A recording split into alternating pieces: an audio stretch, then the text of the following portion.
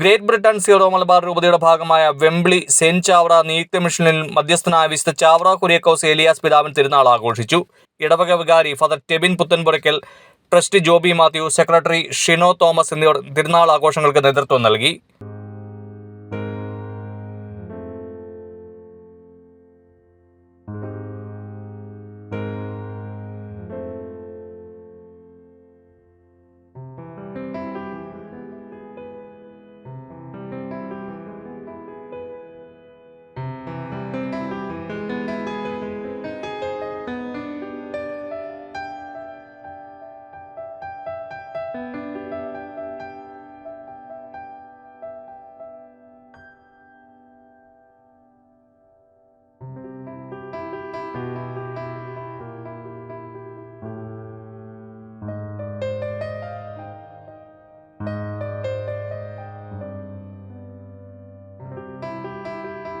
Father Tebin Puthenpurackal ആഘോഷമായ തിരുനാൾ കുർബാന അർപ്പിച്ച് സന്ദേശം നൽകി.